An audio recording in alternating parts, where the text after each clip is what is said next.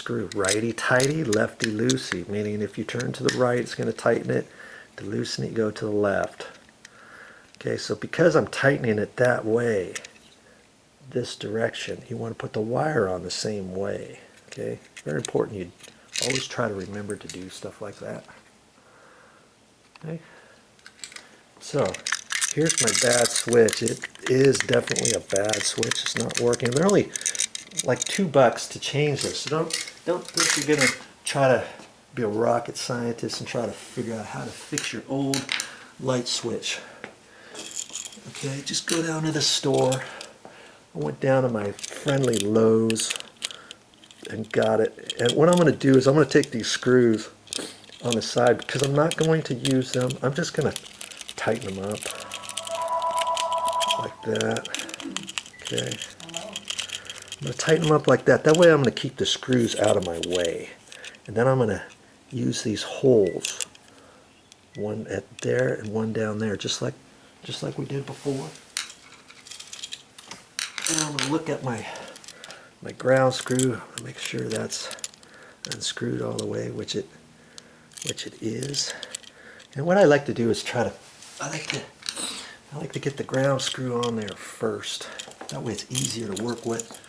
I'm going to fit that underneath there, and I'm going to hold it right there. There's a little nib on there, and you want to put the ground screw on the other side of that. Now, what I can do is, see, the other person didn't do this, but I can crimp. I mean, I'm just kind of tightening the end of the copper wire on there so it's not going to fall off or anything. Now I'm going to hold that. I'm going to just tighten that down as it was before. Okay.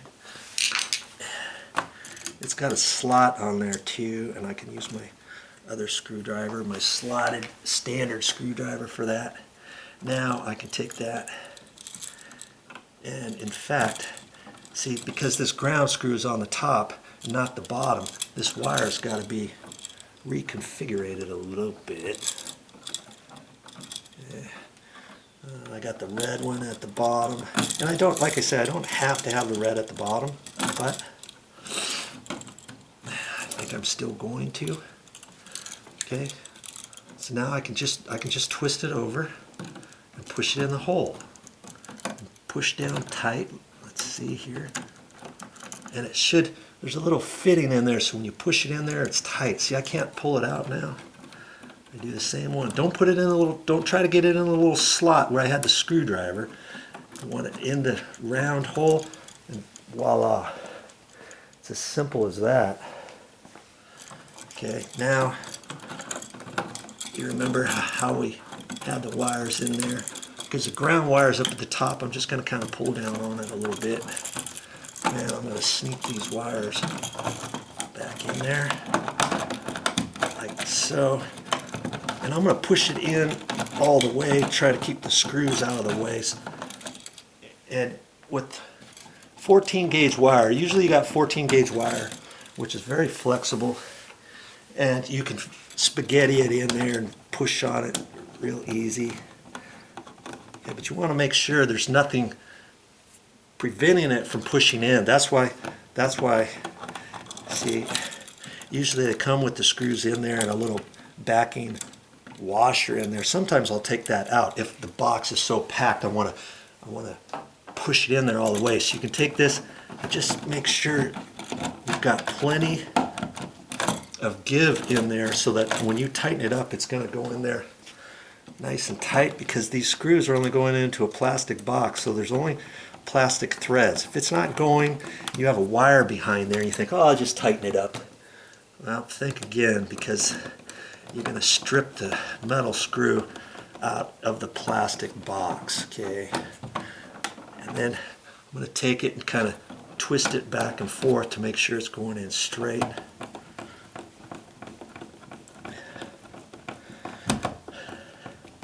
And I don't like to use an electric drill for tightening up the screws. I like to do it by feel.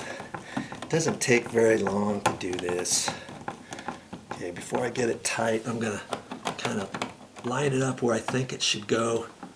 And this one kind of moved a little bit because the screw is slightly loose from before. And I'm going to try to get the gaps the same. Sometimes you'll have a little indentation from where the old one got pushed into the sheetrock. I'm not going to get it too tight. I'm just going to get it snug first. That looks pretty good. Before I tighten it up all the way, I want to make sure it's, it looks straight that way. And then I'm going to take the cover plate and hold it up there. I don't want to just cram it on there. I mean, I could push it on right there, but I can see a slight gap there, a bigger gap on that second. You see, if I screwed it on right there, see the gap right here is bigger than there or there. So I'm going to take this switch and I'm going to slide it to the left just a little bit. Okay. Get you reset up there. So I don't have it tight. I could take my screwdriver and kind of slide it over like that, being careful not to hit any wires back there. Okay, something like that. As it tightened, it kind of moved. Okay, so I want to hold it up there again and see how it goes, and that looks pretty good. In fact, this one here could be slid over a little bit.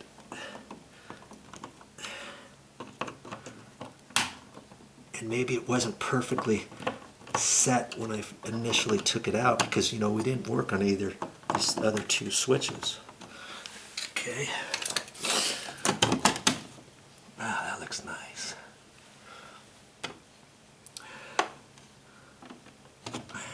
Looks like that side could be pushed over a little bit. My pet peeve is when this is flush, I like to have it flush all the way, not one edge of that sticking out too far, like this first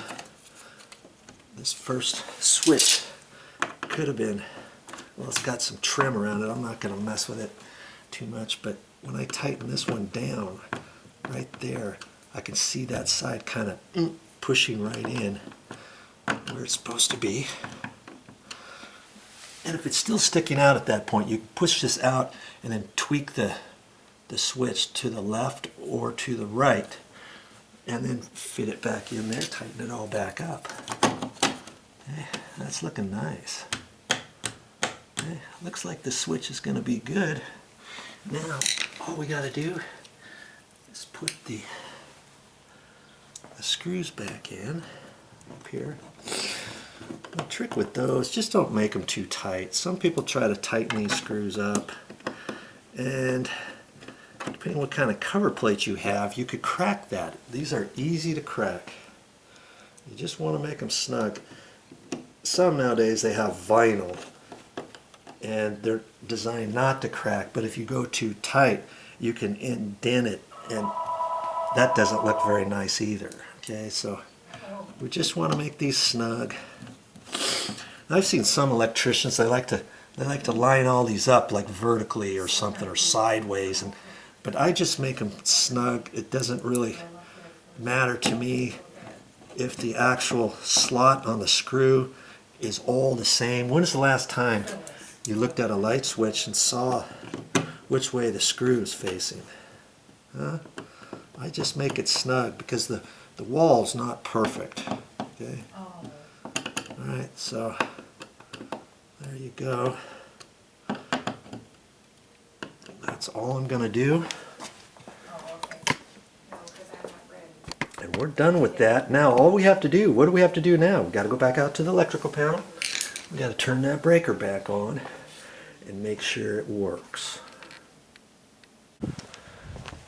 Now you might think, oh, okay, that's fine, we don't have to see this. Well, yeah, you probably don't, but sometimes people have questions about certain things. Okay, so we're just gonna come back here, get you set up so I can do this and you can see what I'm doing. Very simple to turn it back on. Okay, breaker's here, and all I have to do is turn it back on. And if it's all wired up right, it should not trip or anything. If you do something and you get ready to turn your breaker back on and it kind of goes duh-duh, and it trips, then to reset it, you're gonna have to shove it, turn it off all the way before you turn it back on. And chances are maybe you're not wired up properly or something like that. But okay, make sure it's all pushed tight, and it should all line up with all of the other ones. It does. Looks fine. Now I'm gonna do that and push that back over. Not all panels are the same. Sometimes you have to push that down and pull it straight out. Just kind of figure it out. Okay, now let's go back in and see what we got. Okay, no monkey business so far. See, I know the lights are back on because that was for these two.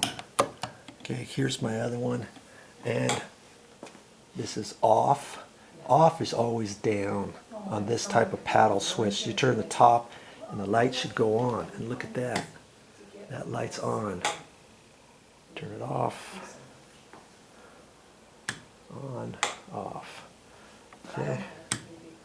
The reason why that one's not on, just because the twizzle is probably just shut off. Okay. Because she said both of these lights are hooked together. So let's just see if they are, in fact. Okay, we do that there. We'll come back over here, getting you all dizzy. And let's just see. Yep, sure enough. Okay. Look at that. $2 and you are golden.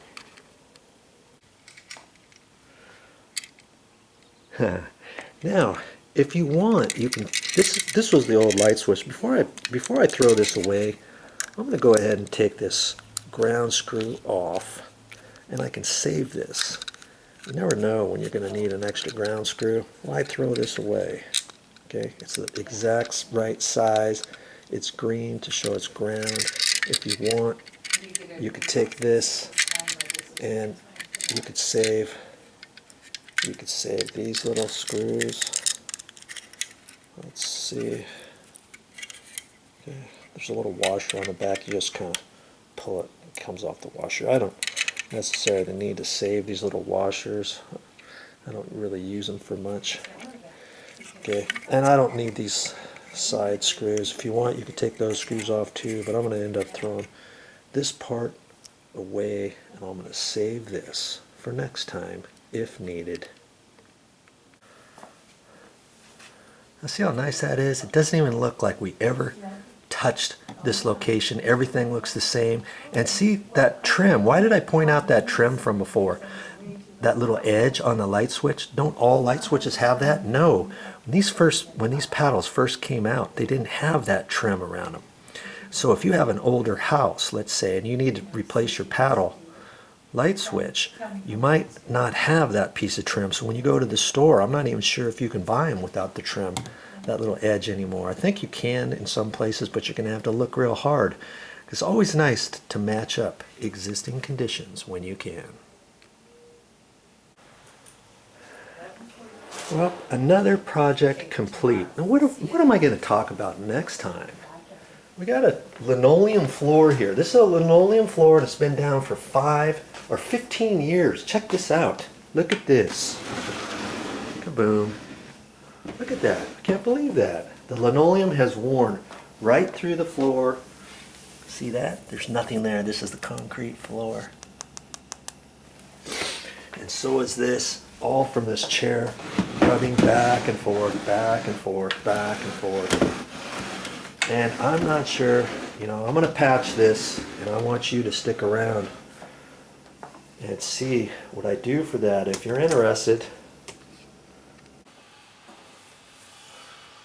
That's all I got for this time, but I'll be back with more videos.